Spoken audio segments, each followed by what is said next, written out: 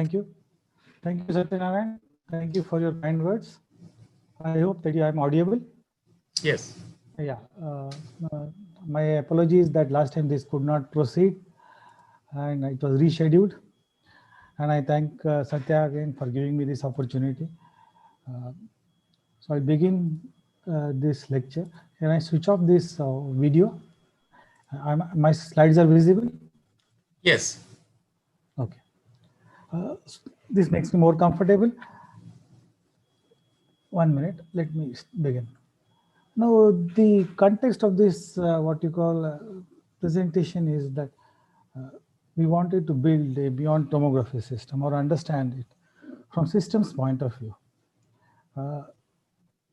We, as an electronics division, we are already developing what you call the container scanners, baggage scanners, and other imaging instruments.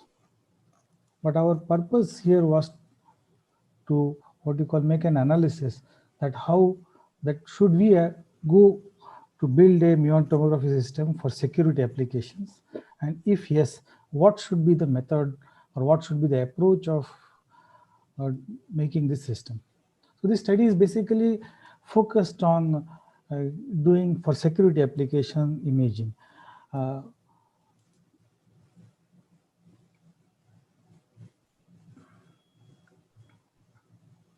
Yes. Okay. So this talk will proceed and I will just give a brief introduction of tomography and applications and why we want to focus on muon tomography and muon tomography per se for SNM, strategic nuclear materials.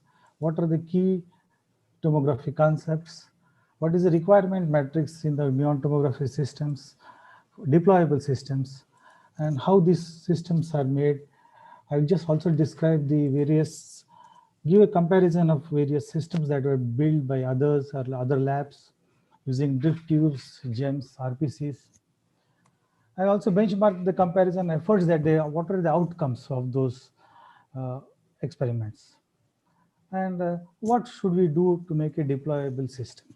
Now, to begin with, I will say that muon tomography is quite a buzzword, but it no way replaces any of these existing systems. I think some people think that the system would completely replace the conventional imaging systems, but that is not going to happen. This would be a very good screening elements, specifically for the security applications. As you know that in many of our ports, there are a large number of containers, and many of these containers are passed out by the customs based on faith, based on reputation, and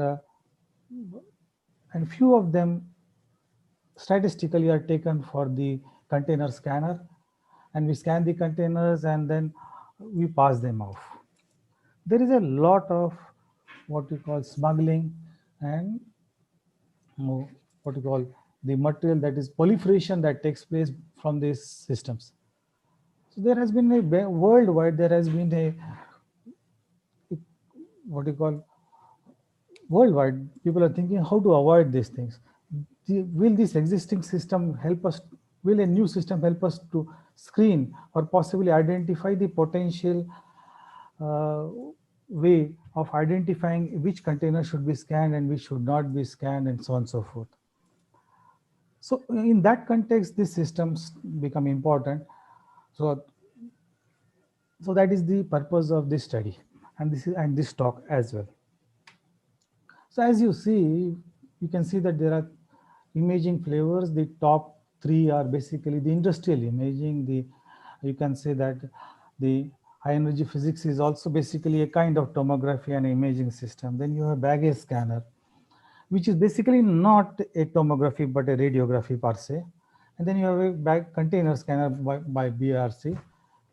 But if you look at the bottom three, the three systems which are in medical are completely tomography. Tomography per se is basically taking a slice of the image and building it off, building a three-dimensional image. And to a grade, the tomography as a field has won a Nobel Prize for the computer tomography for X-ray tomography. That's a very nice thing that a subject in itself got a Nobel Prize. So if we parse say the security imaging, which is basically the container scanner or the baggage scanner, both of them actually are not image, they are basically imaging systems, but they are deployed in our ports and they use high energy 9 MeV gamma rays. The baggage scanner uses something like 90 to 100 keV X-rays. Basically, these scanners are based on absorption-based radiography, and they are the main solutions in homeland security applications. Op- they are optimal for detecting light materials or containers or possibly co- some materials in suitcases, high-Z materials in suitcases. If the container becomes more dense or has more materials, then you need for them in a container scanner higher intensity of or higher energy of the gamma ray. And the drawback of the container is that it is costly to maintain, it is costly to operate. It takes around 20 minutes to scan a container. The cost of scanning the container has to be borne at the end by government or the person who is running the port. It is not possible to scan all containers. Another difficulty is that if there is any material which could be destroyed by or possibly could be damaged by your X-ray or basically radiation, that is another area of nuisance. One more thing that happens is that when you make these high energy X-ray sources, they are also open to what you call EMC.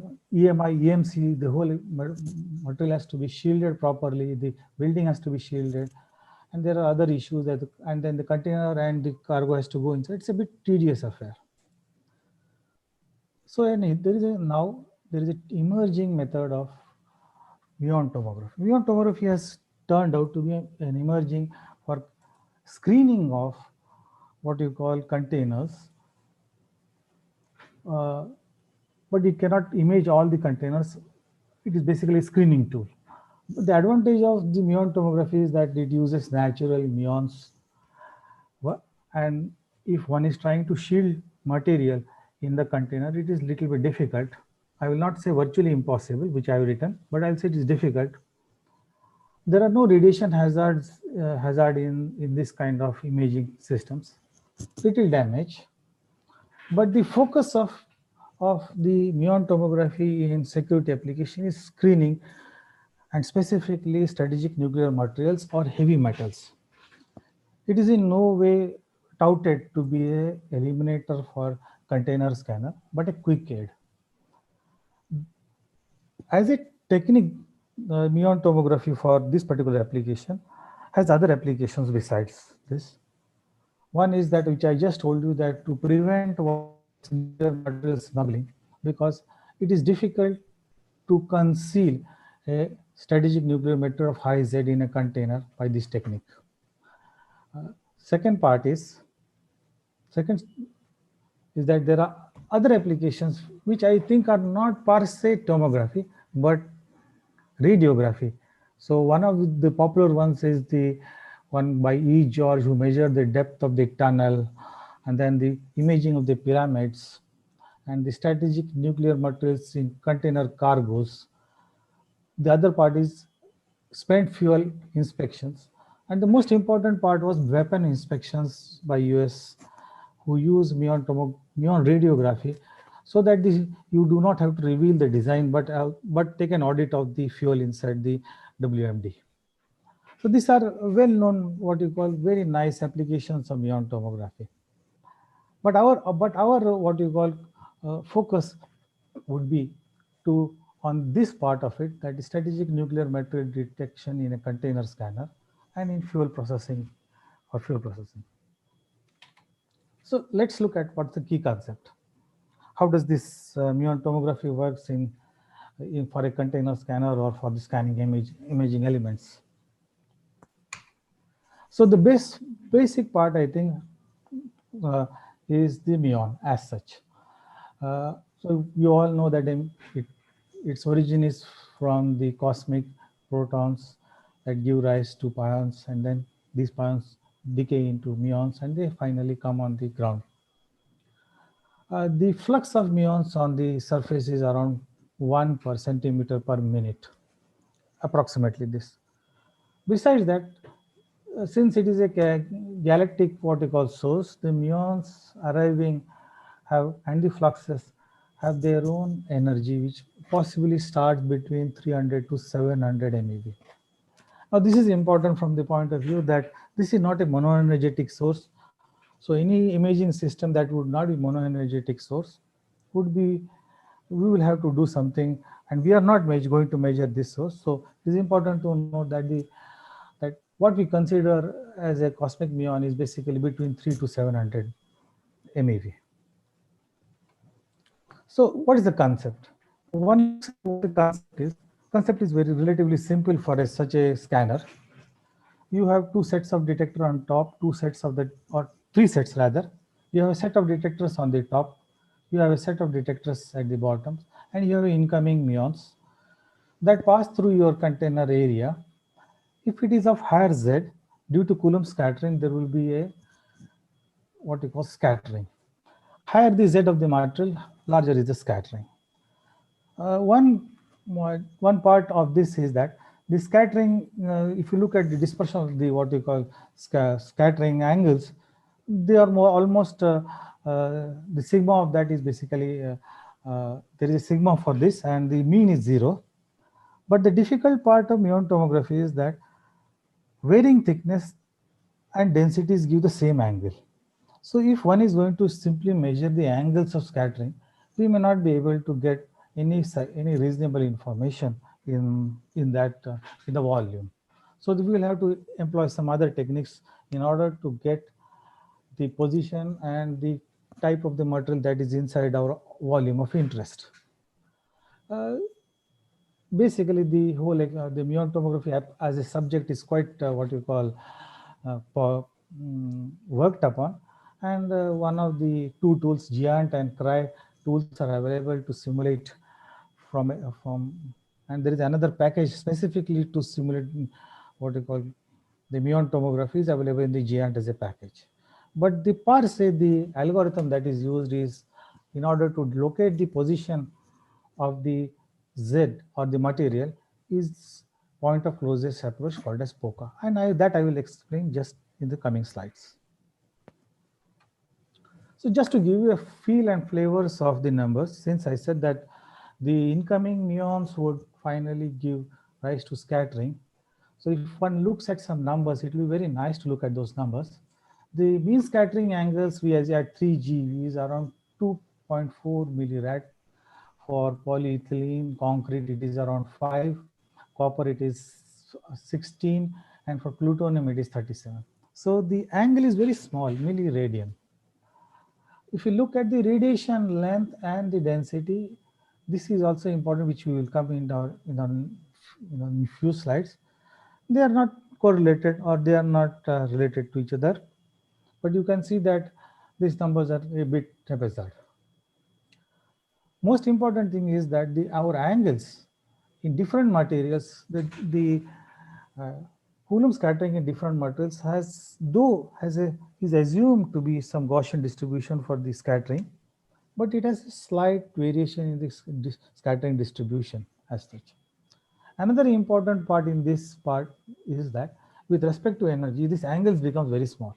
But as I said you in the previous slide, that the energy that we are considering is between 3 to 700 GeV, or possibly the most dominant one which interact is 3 GeV. So around 0.3 GeV. This is what we consider as a practical energy for the muon tomography. So what the concept is. Now, how does one image the high Z material without looking inside it? Since it is not a radiography, it is slightly different from what you call radiography or possibly CT scan or any other things. Here, what we do is in a typical what you call muon tomography, we have two sets of detectors. One which is on up, one which is at the bottom. This helps us to draw a line or possibly trace the path of the incoming and outgoing muon. And the volume of interest is basically where the scattering occurs. So if you look at this figure, And this volume of the volume that we are of interest is we break down into small called as voxels, the three-dimensional pixels. And one can, we assume that this scattering is Gaussian in a material and with a mean zero. So we can define what you call the variance of this angle of scattering by this formula, which is dependent on the momentum and the what you call the uh, length, that momentum p, the velocity of the particle, and the material radiation length, and the distance that it has crossed the L. So, we could, if we are aware of these numbers, we would be able to calculate this variance of angle. Now, that only tells us that how this angle would vary for a material. If we take in the voxel, if we take large number of events, then possibly we can write down, we can write down one more quantity is called a scattering density. The scattering density is basically is related to the x naught and is directly proportional to the z and the density of the material.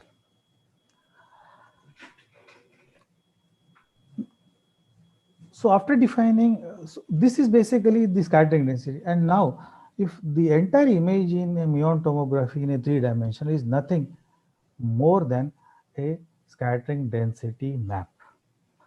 So if we go to look, if we now, if suppose if a what you incident muon is incident on our active volume, we can define, since the muon will travel through lot many voxels, and each voxel will be responsible for some amount of what you call scattering, we can write down a relationship of this of the scattering density of the ith muon in after transversing through n voxels with a traveling at a path length Li in the jth voxel as this particular sigma I square. Now one could realize that that now the scattering density is also dependent on how many voxels the muon has crossed. This variance is also dependent on that. For all practical imaging purposes, we consider we at the end consider the p, the momentum of that. We fix the momentum at around 3 to 600. And so this equation tells us that each voxel's what you call radiation length and its scattering density is responsible for overall scattering variance in the scattering density of the muon. Now, in order to make a three-dimensional map, we, in the given active volume, take as many as possible trajectories of the muons, as many, and each of the voxels are having large number of angles, largest possible set of muons covering different positions and trajectory and angles in the reconstructed volume. So unless you have good amount of muons crossing the active volume, we will not be in position to generate a good sizable image. From here, what we do is, since many of these voxels will at the end give different what you call the information in the detectors or possibly the deflections. Many of these voxels at the end of when you look from the bottom detector's point of view, you do not know where this voxel which has given your what you call deflection is. It is important to untangle the whole information in terms of each voxel's contribution to that particular deflection. And that you can do it by taking a likelihood occurrence, defining a likelihood occurrence of scattering inverse measured for m muons, sample of m muons as a function of density profiles in each of the voxels. And to build and this particular factor, which is basically, helps us to untangle the contribution of each voxels for the scattering inside our active volume by employing a expectation maximization algorithm. But in order to do a what we call to use this expectation minimization algorithm, the maximum likelihood, we take the log of it, which is much better. So this helps. By this way, we are in position to assign or compute what we call density profile for each voxel. This possibly would look like as if we have all the information, but in order to improve the image, we also take the angle delta x, the angle, and the delta x of the event, where it should be and where it has come, that is delta x, and theta is the angle of scattering. If these two angles are also, delta x is interpreted and delta x is, delta theta is measured, this gives us the vertical position. As you see that the event, if it occurs from the bottom, the exit near to the bottom detector, the theta will be smaller, and if the event occurs above it, the theta will be bigger. So this helps us to get the information on the z direction. So this way we would be in position to generate a map of all the voxels with density, with a density profile lambda. That will help us to untangle all the images using this expectation minimization algorithm. So this algorithm looks to be reasonably nice, and it's quite a standard technique in statistics and in communication of untangling using the what you call expectation maximization algorithm. This has got problems. Like I just told you that we had a small problem that density and length gives you same angle. That was a big problem. The, the good part of this algorithm is that it is fast, efficient, can be updated continuously. The voxel size can be dynamically adjusted to get best possible expectation for lambda. It is accurate and it gives good reason, and it could be done algorithmically. It is easy to deploy. And the drawback of this algorithm is that it assumes that multiple scattering is a single point scattering and is not valid for large amount of material and statistical methods. If there is too much of cluttering and multiple scattering, this algorithm breaks down. Second thing, it does not take into account exact energy of momentum that of the muon. I said that we estimate it as something called as P average at between 3 to 600 MeV. So we are not, since for each of the event in the active volume, we are not measuring the momentum. So we are just approximating it. So our image in this muon tomography is basically hazy or basically noisy. And those muons which do not undergo any scattering or simply pass out are useless and breaks down in complex scenarios. And one of the good example is this. That suppose I had a muon tomography and I put high Z materials in the center and in the side, and if I put aluminum plates, then you can quickly see that when the material is on the sides and not very well shielded, you could clearly identify it on the left hand side. And when it is in the center, you simply, if I replace it with iron plates, there is no signal. I simply cannot make out my material. And the material is not small, it's 10 centimeter by 10 centimeter uranium enclosed in 2.5 centimeter of a lead. So this algorithm, so this is a slightly a danger, that if somebody wants to hide a material, then he could do a proper density distribution in his container and hide the material, and no longer it will be possible. But in order to make it effective, the container scanners, two things are additionally employed besides muon tomography. One is neutron counting and gamma ray background. These two are also counted. So for strategic nuclear materials, three variables, what you call checking of the materials in a container for SNM material, the gamma background, and a neutron. All of these three are together analyzed to ensure that we do not miss a suspected container. Now, if one looks at now building a system for tomography, then most important part is what is the minimum threshold for detection for SNM and contrabit. What is the minimum size you should be able? If the size becomes smaller, then you will not be able to detect, and somebody can distribute this SNM material in much smaller sizes which you cannot detect, and still the proliferation can take place. Second part is what should be the gamma sensitivity and and should there be a background correction? Because there are a lot of geographical places where there is a good amount of gamma, and there are a lot of materials in the containers like bananas where it has got a gamma, inherent gamma into it. So how do we correct for this aspect? Second thing, for a system, it should be 99.9% accuracy should be there for detecting of the material with no false, with very little false positive or false negative. As it is a commercially deployable systems and costs are to be borne by the government or possibly the person, it should be up 99% time. It's and second most important part is that how good the image is. What is the spatial resolution that one would get after we deploy this tomography system? Another aspect is the volume inspection. What is the amount of volume that you can inspect in a container?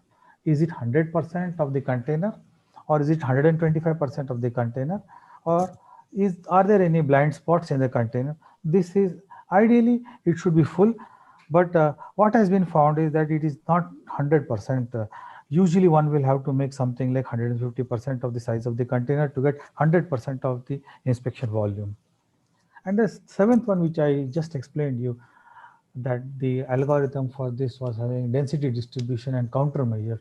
So somebody who knows this particular aspects can hoodwink or possibly fool to bring in contraband or SNM material. And SNM doesn't mean only uranium, it could mean gold, it could mean silver, and so on and so forth, because it is high-tech material. So these are the key tomography aspects, and any system that one would have to design or develop will have to take care of this for it to be accepted as a legal instrument at the port. So to begin with, so there are a lot of work has been done in order to build tomography systems, and many of these tomography systems have been built with a lot of detectors. So what do we need to build a good tomography system is that the detector that we are using should be of large area coverage, should have good position resolution. It should be simple and cheap in construction. The electronics, there should be low electronics complexity because there's a non-expert and non-specialist who is going to run it and maintain it. Easy to maintain. The detector should have a really good muon detection efficiency. It should have good resolution also, especially because as your angle for deflection is in milliradian, your position resolution for this detector has to be really good. The detector that you are using should not use any hazard or toxic gases because that could be a fire hazard, and in a port a fire hazard is unacceptable. Overall space requirement for such a system should be small because already ports have got no space practically. There is a lot of shortage of space on ports. Most of the popular detectors that are being built are drift tubes, RPC detectors, GEM, and one of the emerging is plastic scintillator and wavelength shifting fiber, WLS type of detectors. Among these three detectors, the commercially available system that is from this Decision Sciences is made of drift tubes, and I will quickly go in just give just what needs to be done in a detector, how the detectors work, what is electronics required, and what is the resolution that you will get. And then at the end I will make a comparison of the systems that have been built around these detectors and what are the outcomes. So a drift tube is nothing but a small, a long tube. Uh, Initially, these drift tubes were built for Atlas experiment, and they rely on when a charge particle transverses through the detector, the position at which it detects the shape of the pulse changes. That means the time, depending on the time that is required for the charges to come and to be collected at its anode. From this, we would be able position to know what is the position of the detector, what is the position of the event. Most important thing is that since this is operating at something like argon, nitrogen, or argon, uh, it's a bit pressurized gas. The difficult part of this is that when we use this detector, we are only going to use the diameter or the of the detector or the radius of the detector. The event that is occurring on left side and the event that is occurring on the left hand side gives the same signal. This way, you cannot know whether the event occurred on R plus or R minus. This is the difficulty with this detector. So why? We need not one detector, but a stack of lot of detectors. But the advantage of this, what you call drift tube, is that it is easy to build, it is cheap, it has low maintenance. It has, but the flip side is that the since we want to measure the accuracy of the track and your resolution has to be very high, the mechanical engineering precision of fabricating this detector, mounting the detectors, placing the wire exactly is an is a is a challenge. As you know that this detector would be around something like 3 to 4 meters, and a tungsten wire of 3 to 4 meters will have slag. It will be difficult to align these wires exact correctly. Uh, Most important is that the linearity of this drift tube is not will be hampered if the diameter of the drift tube becomes bigger than something like 25 to 30 mm. If one takes the what you call drift distance versus the diameter, and one will quickly come to know that it is reasonably linear up till 50, when the radius of the tube is 15 to 20, and subsequently when we make the tube bigger, then it has got another what you call linear region and then another linear region. So it is becomes difficult to operate such tubes of larger diameter. Second thing, the best position resolution of track resolution one can resolve is an accuracy of 80 micro, 50 to 80 micro, provided we have made our detector or drift tube very fabricated it and mechanically very accurate. Most important is, if you look carefully, the drift tube's outer aluminum is just zero point 0.4 millimeter. A, Such a thin tube at 4 meters will itself slag. So there are challenging issues of making this detector. It is mechanically a bit unstable. Mechanical challenges are there, but nevertheless, this is the only detector which has been employed in a commercial system. So one can look that this is some, I'm trying to give you how the end plugs uh, uh, developed and how accurate, what is the kind of finishing that you need for those drift tubes. And if you look at the detector, it is not one tube but an array of tubes.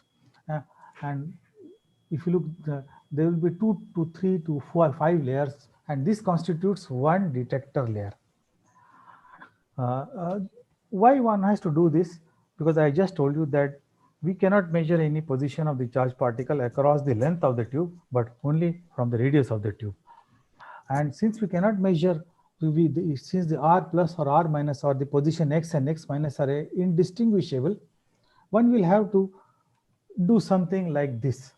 So if charge particle comes, you keep measuring the radiuses, the events of each of these detectors, and fit the tangent to all of these R to detect your position. That is the reason that you need a stack of detectors to detect the position of the muon.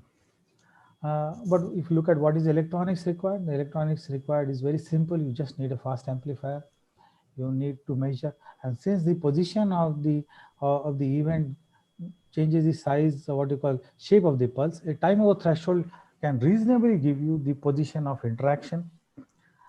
And what you need is an amplitude rise time comparator. Just measure through amplitude rise time, measure the width of the and 100 picosecond or so would give you a reasonable position accuracy. The data acquisition for such a system is also less, uh, moderately. The only difficult part is that we have got 5, and hazard voltage is 3 to 5 kV for the tubes. So the electronics chain is very simple. You have got an amplifier, possibly a transimpedance amplifier, a comparator with time over threshold, a TDC and a trigger. This is similar to what one does in INO. INO also basically the same chain of electronics except for the HV is higher. The good part of the drip tube is that it has got a good muon efficiency at around 80 to 90%. So if you look at what are the developments that have been, I can see the top ones. The first one is basically just a lead LNL made with single tubes and three layers of tubes on top and three layers of the tubes in bottom. It is quite a what you call original, which was done in 2003 using Muon drift tubes. If one looks at Muon that was used from CMS barrel detectors, where spare detectors were used to build and test the concept, one could really see that you could identify from aluminum to lead to tungsten to copper. Since it was done in a university, they have not put the uranium, but I'm sure that they can detect that if they can detect aluminum. One could really see that the uh, there is a good what you call algorithm that is deployed that can detect the lead and tungsten very well, but they are not uh, very near to each other. But the commercial part, the first part of the commercial was Decision Sciences, was using the same drift detectors which were possibly used in Atlas or elsewhere, and this technology was transferred to them. Uh, we looked at it is 4 meter by 4 meters. So there are three sets of detectors, 1, 2, 3 on top of something like 12 meters. And at the bottom, there are 12 meters detectors. Thickness of this detector is 1.4 meters, and you have got a container. This is the first prototype that could take the image of a car and image it properly. So the next detector that we all know, I think we need not tell anybody from what you call INO what a RPC detector is. RPC detector has also been used what you call extensively, has been used for a lot of experiments in Muon tomography experiments. But I would just like to point out two, three things for the youngsters and those who are trying to build these systems, is that the impedance of each of the strip is dependent on what you call the dielectric constant between the strip and your this mylar insulator. The smaller the strip, the lower the impedance of your RPC plate, and larger are the number of what you call number of strips you need to get better resolution. Second part is, it is unlike any other what you call detector. This is quite different from ion chambers or proportional chambers. It is based on what you call charge pickup or charge. So this is quite different from the other detectors.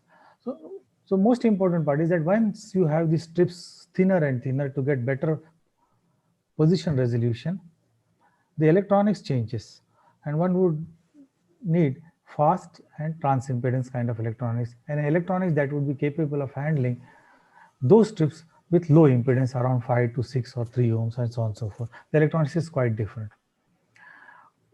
But one could get away by building the electronics by operating the detector in the streamer mode and get a bigger signal and then just use that amplitude. But what is usually done in RPCs is basically employing a residue method after getting signals from three RPCs, X1, X2, X3, and getting a better resolution.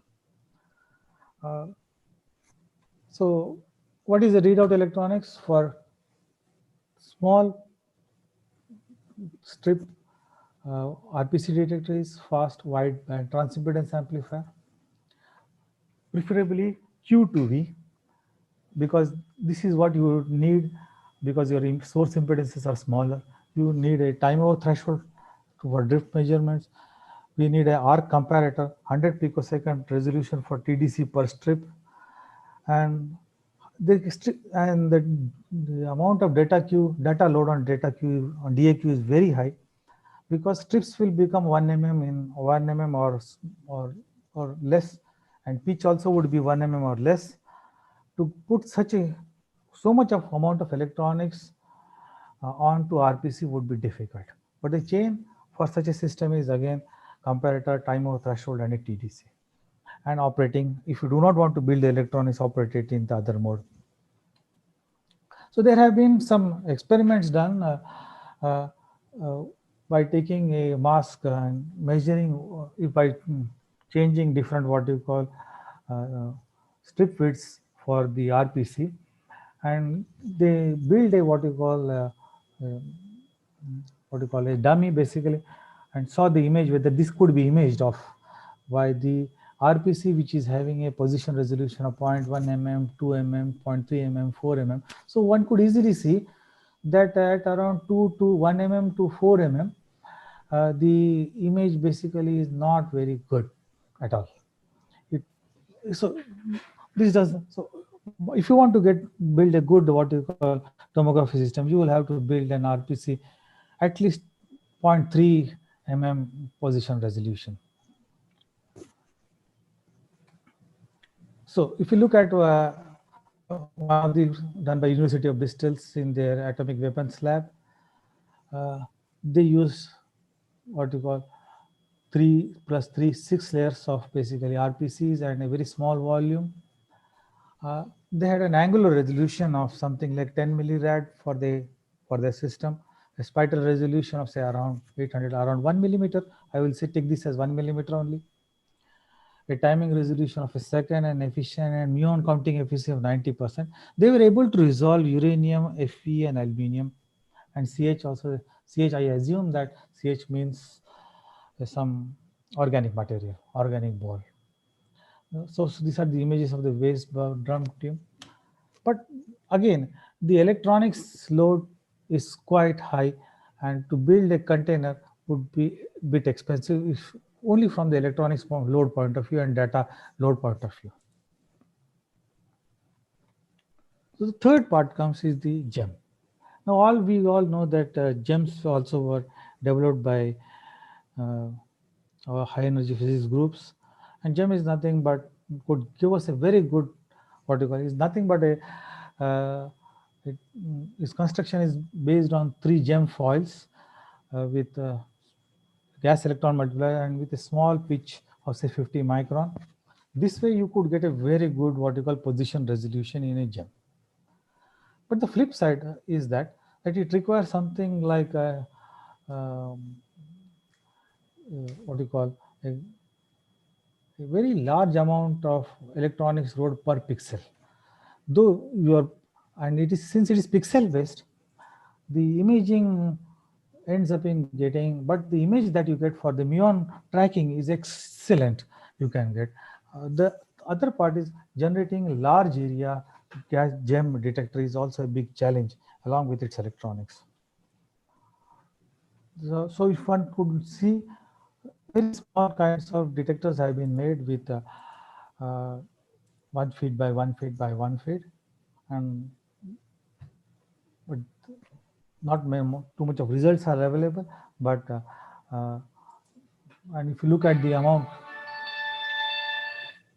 if you look at the what you call the mm, mm, sorry, if you look at the what you call the data acquisition number of channels that are required are too high. So so what is the electronics? Electronics is basically a fast wide range amplifier FE chips like Q to V. A shaping time you would need for gem at 100 nanosecond, 100 picosecond, or better TDC per strip. Extremely high data acquisition load per, because you will end up in doing what you call imaging per pixel. Uh, but nevertheless, the quality and the tracking, since angles are very small, this is an ideal detector, rather I will say, for muon tomography. Now, having seen this, uh, people have built these systems around them, and I've tried to see what are the benchmark and what are the outcomes. I will just quickly go through the results that are building the systems.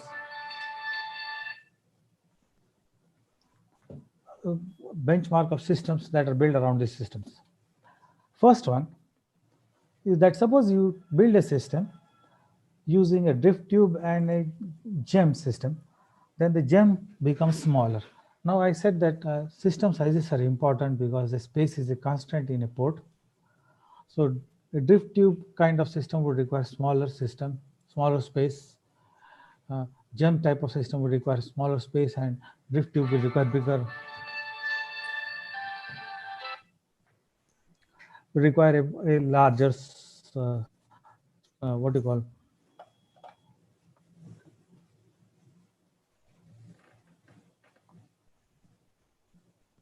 excuse me, 1 minute.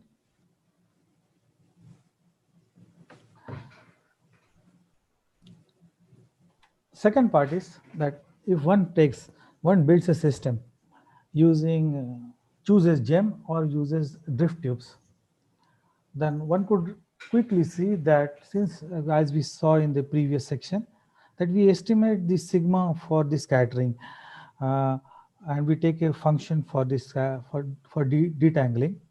So what we see is that the gas at gems have got what you call a very flat Gaussian distribution, and drift tubes are have got a very peculiar what you call and narrower with long tails. Second part is that there is a difficulty. The drift tubes basically uh, have got what you call mm, their own resolution in terms of resolving this angle properly. From here you could see this kind of behavior in the what you call in the system leads to an image quality issues for the tomography system. I could not find any distribution function for RPC with respect to scattering angle. This data I could not find. If somebody has it, how the distribution function is detected in RPC detector, I would be nice to know that how this how this particular plot looks for the RPC, because this is an important aspect for computing the scattering density in the voxels. Now, if one makes a system of drift tube and if makes a system of gem, then one could see that in a drift tube, since there are voids and there are something called as holes inside solid angle coverage in drift tube stations, the drift tube have got not full coverage of this, so its sensitivity across the full coverage is not there. But whereas if one builds it with gem, the gems coverage is quite good with respect to it, and but it is expensive. So the geometrical acceptance and coverage, basically sensitivity, is good in gems and okay in DT, but there are, one should understand that there are holes or there are basically solid angle issues in this in drift tube stations. Both of these systems have got same Muon efficiency around 80 to 90%. Now, one most important part is what should be the best resolution for my bottom detectors and top detectors to get to resolve all these elements of a given particular size. So the consideration of the size is 40 centimeter by 40 centimeter targets, highlight to low Z. This and scattering angles, what is scattering angles between 2 to 100 mil radians, but they are all basically 5 centimeter by centimeter blocks. So a study which was done find that whatever detector you choose, you cannot resolve. If you choose a perfect resolution, possibly you could resolve lead, uranium, and aluminum. If you have 50 micron resolution, you could resolve lead, uranium, iron, and aluminum. For 100 micron, it becomes a little bit hazy, and for 200 micron, it becomes hazy. And aluminum is basically just to show in the slide, but you cannot resolve. You cannot see aluminum, you cannot see iron, you can only see two, and that too very hazily.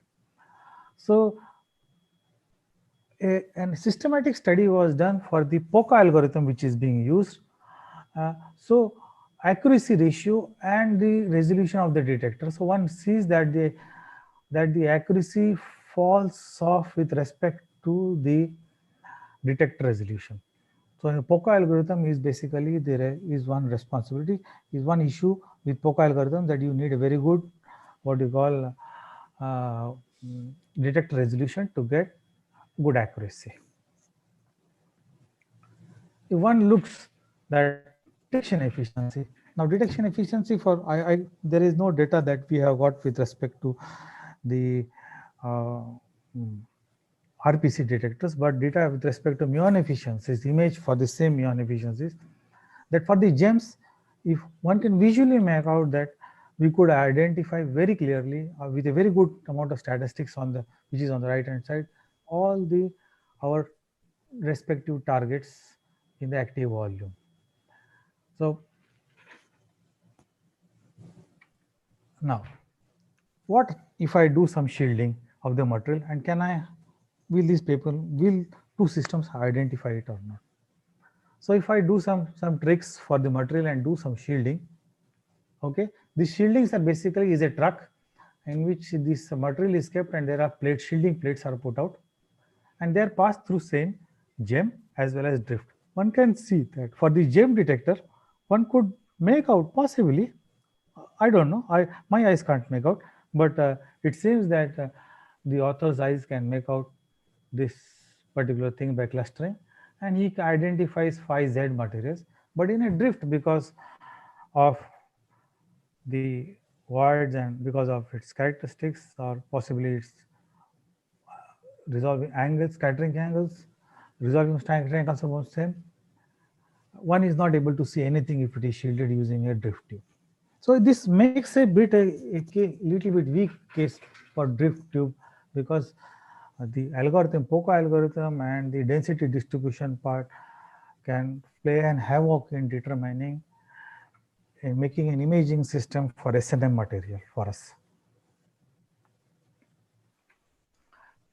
To sum up, if I look at the restive plate chambers, tracking here is very good. Identification detection efficiency for muon is 95%. Restive plates have no basically. Hello. Yeah. Yeah. There are, so the resistive plates have no gamma sensitivity as such, uh, and good in performance, and resistive plate chamber based RPC still are in R&D stage, but the electronics load is very high. One looks at gem detectors, tracking is very good, muon efficiency is good, electronics, the best performance is available by gem detectors. A, a bit of gamma sensitivity is also available. That's good part, possibly, because you could then also look at the if there are you just taking images of banana containers, or some, is there any material or background, and so on and so forth. People have tried to do with straw tubes, but I think there are only some literature that is available on straw tube, based on straw tubes. But the good are people have combined straw tube and drift tube, because straw tube possibly have been made for neutron sensitivity. So there is a mix of what we call straw tube with other detectors for getting neutron detection for SNM. Now this is needed because if one wants to make muon tomography for, you would need a neutron detector, and as you know that helium is out of market or possibly underground, gone underground. Making neutron detectors has become a nuisance. But straw tube is one method, one particular way of getting out around the problem, and that could be integrated into a muon system to get us a small amount of gamma, a small amount of neutron, and a muon tomography per se. As on now, drift tube has got those slightly lower muon efficiency. Its tracking is good, is less complex, easy to make, good to maintain, and one commercial system is already sitting in the market. One very promising what we call system has been with the plastic sinteраtor, wavelength shifting fiber, and a PMT, or possibly SIPMs. I really hate to call it SIPMs because it's a hype, but he has got a good identity, 90% efficiency. I see in near future the plastic sinteраtor wavelength shifting fiber muon tomography to come up in a big way. This is my hunch, but if I have to make a system or test a first prototype system, I would go with a drift tube. So in summary, uh, the first proven performance is with the drift tube with good position resolution and detection capability, is a commercial system. Best performance is obtained with gem detector. All commercial systems have some limitations. Not one has been approved, though none of them have been approved. Attempts have been made to develop a system with RPC detectors with fine pitch strips achieving resolution of 1. No commercial system has been so far in the market using RPC. Electronics load in the RPC and the GEM are almost same. Electronics load in the straw tube is minimum, or not straw tube, it should be have been muon tube and straw tube. Now, multi-mode muon tomography is something which is basically coming up. That means it involves muon tomography, neutron detection, and gamma sensitivity. This is particular multi-mode muon tomography, and this is the need. So one would require what you call straw tube, gem, and so on and so forth. So multi-mode would not be made with one single detector. Now, tracking and reconstruction algorithm is still a developer stage. POCA has its own problems. There are a lot of algorithms which have been proprietary, which are not released because they have their own commercial advantage. But nevertheless, I think this is a field which one should take up as a theoretical work. DT is less costly, drift tube is less costly, but on all shielding. Difficulty with drift tube kind of stuff is that in shielding you can, if you shield the material, possibly SNM can be escaping the what you call discrimination criteria. All system offer some level of confidence, but not surely, especially those or not for those who know the limiting aspects. If you have got to, if a state is involved against a state for proliferation, you cannot use a DT. It is only good for smugglers, catching smugglers are possible. But if states who know these things and want to proliferate material, they can definitely use some physics and get away. The whole subject of muon imaging is still at R&D and needs a lot of perfection. So my conclusion, I would say, is my own conclusion. Best system is GEM, but complex and cost. Ready in operation is drift tube and sees detection issues. RPC system is equally complex as cost sensitive. Wavelengths is development but competitive with existing system. Algorithm development is critical. Only can use it for screening of systems. Most important, there are no definitive standard for qualification and benchmarking of commercial legal systems for muon tomography. I think one will have to, if one builds a system, first we'll have to build a legal system. What is the detection? What is the minimum detection volume? What should be? So there has to be some commercial specifications before one should go and build the system and do an R&D. So my thanks for this. I would like to thank all respective authors, companies, labs on whose material I have read and presented to an extent. And thanks for all of your attention. Thank you. Thank you very much, Chandratre, for your very nice review of the field. At the same time, giving a very nice comparison summary of various technologies, essentially based on the detectors that they use, and also giving an overview of or a peek of the software technologies that are used for the post processing, and also, I mean, I think towards the end, what you really mentioned is this field still is open for a lot of R&D in terms of, okay, basic concepts are something I think which are quite sound, but if you really need to make a so-called perfect system, commercially viable system. Yes, commercially viable system, even to a level of what you said is an alert system, not the final one, but still it requires a sufficient amount of R&D. And if you add to that many caveats, that you talk about how the so-called smugglers can cheat the system, and if you want to make literally a shield around the cheat, then of course it requires even a different I think technology. Multi-mode And and algorithm. and then also, of course, this will become then development that will be ongoing. So it will be a tug of war between a developer and the cheater.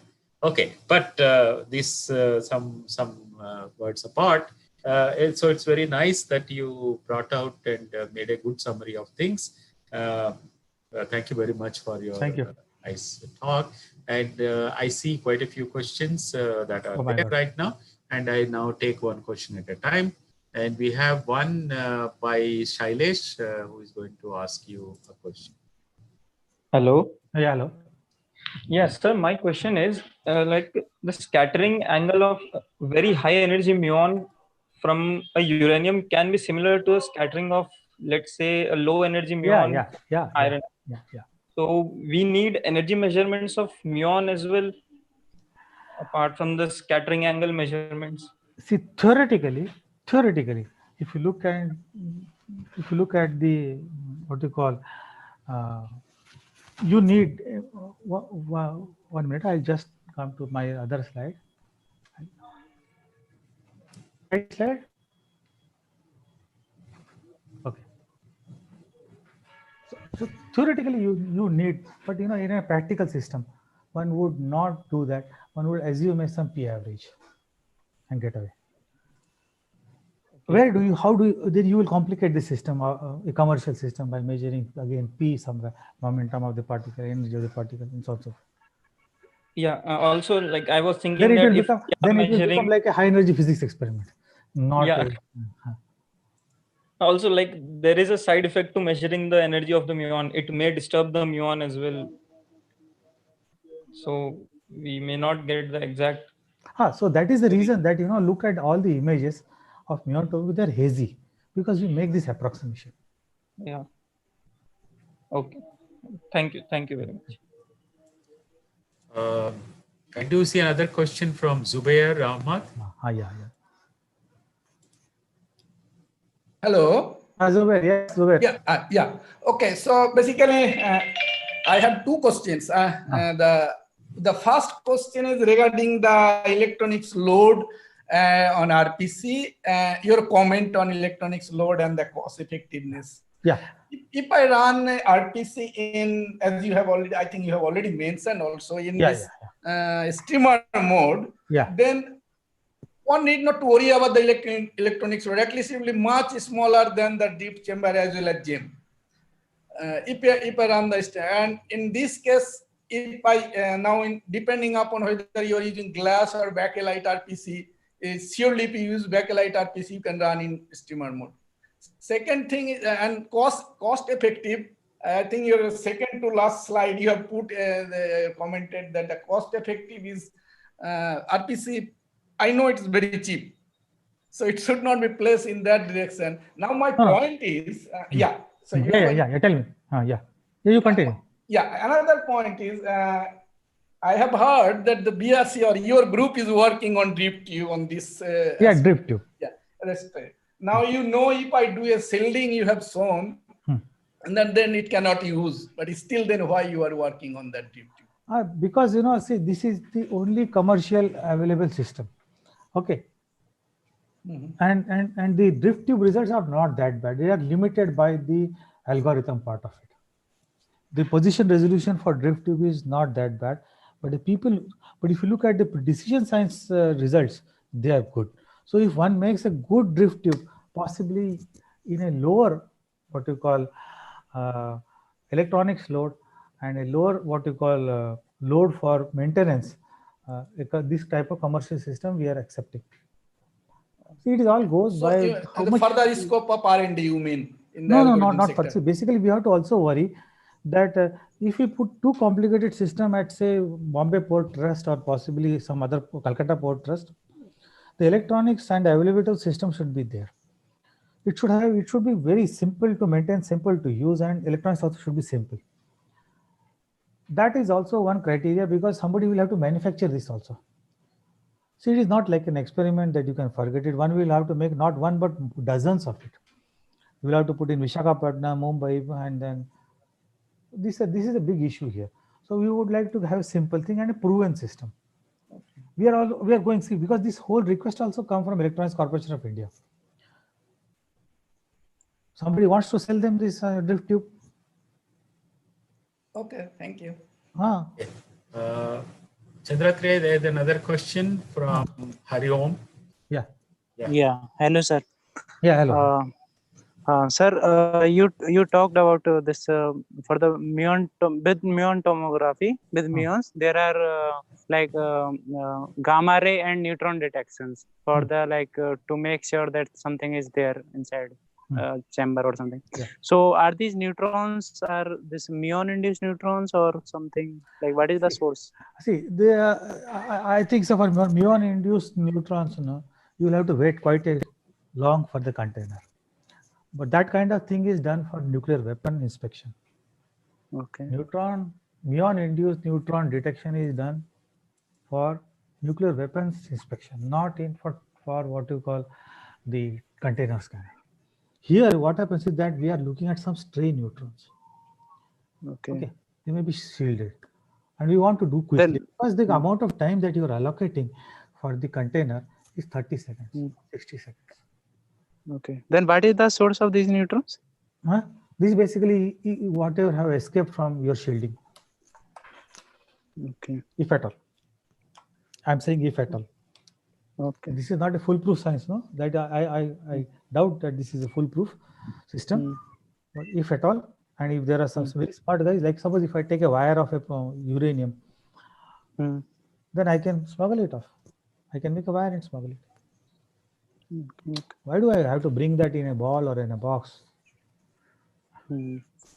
So things are like different. See, when states are involved, no, then things will be different. But if somebody is trying to smuggle gold, somebody is trying to smuggle what you call silver, or somebody is trying to smuggle what you call thorium out of the country, then you can catch these things. But if it is state versus state, it is a difficult proposition. Okay. So there is a question from Professor Datar. Yeah, my question was the gem foils as it is. I mean, the way you make them and also how you assemble it. I think the areas that are required would make this pretty expensive proposition. Yes, sir. Yeah. Do you have a comparison of the cost of for the same amount of area, what the drift tube setup would cost and what the gem would cost? So if I have an estimate of the channels, the number of channels that we calculated at one point of time was around something like 2 lakh channels, 200K for 200K plus channels for the gem, and for the drift it came out something like 10 or 20,000. No, so the cost would be, I mean, what would be the ratio? So the cost would be, if you look at would that, it be 5 times the cost or 10 times? See, sir, for the gem you need an ASIC practically. Yeah. Because the space is because your pixels are small, you need to pick up that signal, and you need to, and the charge that is deposited in the pixel is small, so you need something like Aciplex or something like like what CMS is using, and the size of the chip is bigger than this, would be bigger than this, the area that you are looking at. So these are some other aspects also. Okay, the other thing I wanted to ask is suppose you add a couple of layers of drift chamber, would that help improve the the resolution? Yes, sir. Yes, it is done. Sir, it is multi-mode. If you look at the multi-mode systems, not only with drift tubes, they have put gem also.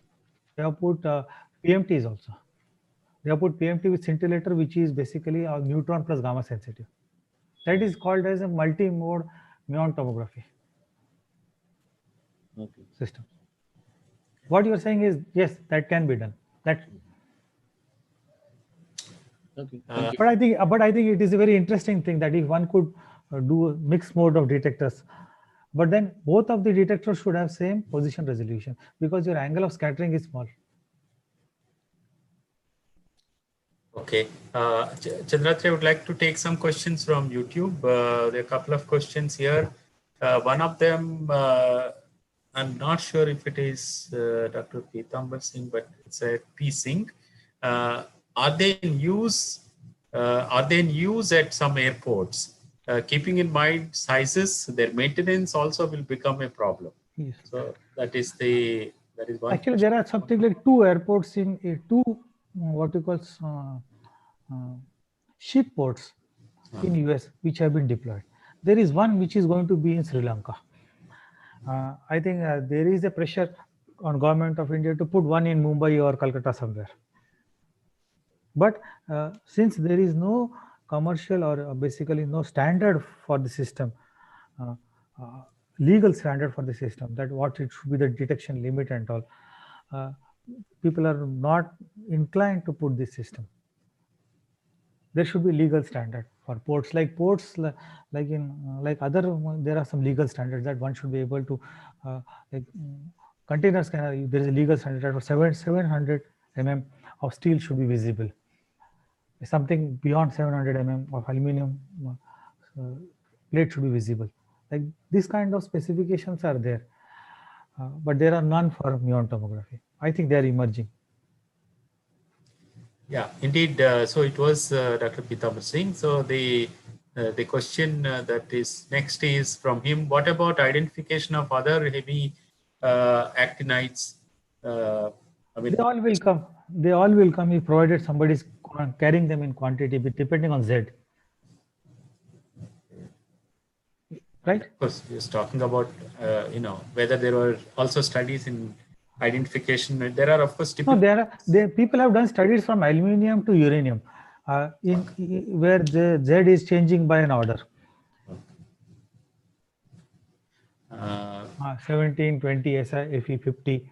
So 2020 के space में ये measure करता है. So in between, I think they should be able to detect. Okay. Let me ask a couple of questions. These are from another participants by name Abhinav Chaudhary. They're slightly away, but okay, let us take these questions. Okay. If the average lifetime of muon is only 2.2 microseconds, then how does it reaches to the Earth's surface and used for tomography? Then because of blessings of Albert Einstein.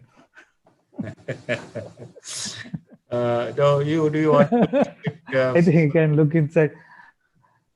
Okay, you are referring to time dilation. Time. Lorentz contrast. Okay, so he has to study a little bit about that. So with the blessings of Albert Einstein, he comes. Then other question is, can muons demonstrate neutrino-less decay, and if yes, into which part? No, I am not the right person to answer this. Okay, we do have an expert. Tata Savijar, you are there. Yeah. I think you can take it up. Because Datar, you want to answer this? Oh yes, he seems to have left now. You can take it. I'm not, I also don't know that. First, Acharya, you... this ion experiment, one of the goal is to detect this neutrino-less beta decay. No. He is talking about muon decay. Muon decay. He is talking about muon decay without... he cannot do it. No. So this is the question. So the question is, can muons demonstrate neutrino-less decay? And if yes, into which particles? So that is his specific question. This is not related to this. So this is not NDBD kind of thing. He is actually asking muon decay, in which of course neutrino is one of the particle produced. Is there something without a neutrino? Is there a mode of muon decay without a neutrino? Sorry that we can't answer right now. I mean, anybody would like to answer this, please raise their hand, right? Okay, I don't. Professor Datar could have been a right person. Okay, maybe we'll try to answer it in the YouTube later. And Shailesh Pincha has another question for you. Sir, I was wondering why muon tomography is research. I mean, there is one possibility that it has more penetrative power compared to others, but are there other motivations that we are using this tomography method rather than other? No, I don't see that. I think this is one of the methods, because basically this whole R&D started in BNL to use muon tomography, and when results started coming interesting, okay. If you look at this last one, name paper. This is the first place where this whole thing is discussed in 203 or 2000. So there is no specific motive. Only thing is that they were able to do it. The whole thing got triggered that one could do it because of the detectors that were made in Atlas, the drift tubes. Okay. Okay. Thank you. And then there were a lot of spare detectors, so people said, okay, let us try and do whether this could be done or not. There is no motive, I think. Okay. Okay. Thank you. Just a second. Let me see if you have any more questions here. Yeah. One question again from the same participant, Abhinav Chaudhary asked, do we have any medical application of muon tomography? No, I don't see any. I don't want to.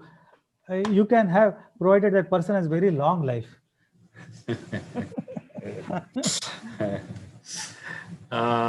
See, I tell you one thing, even the PET kind of system, Boston emission tomography, okay, which you use charge particle for imaging, okay, that itself requires an accelerator near to the imaging system. And if you look at the fluxes of the muons that are there, and you want to have a medically acceptable image, I think one will have to sit for days together to get yourself image. And I don't think what you will do, it all depends on IZ, no? Where is your IZ? What you are going to? I don't think. The techniques are different. Okay. So techniques and motives are different. See, motives. Here the motive is basically SNM for high Z. As such, what imaging you can do from that? They're very hazy. It will not be a worthwhile attempt for medical imaging. Okay. Okay. So there are no more questions, Chandratre. So okay, on behalf of all the participants, I would like to sincerely thank you for Satya for bearing me. No, that's fine. Last time technical problems do happen, but it's also nice of you that you came back and gave this nice. So today I had to do it from my office. So thanks. Thanks so much. And thanks also to all the participants for their nice Thank discussion. you. Okay, thank you all of you. Okay, thank you very much. And see you again on Monday at 6 p.m. Okay, thank you. Bye-bye.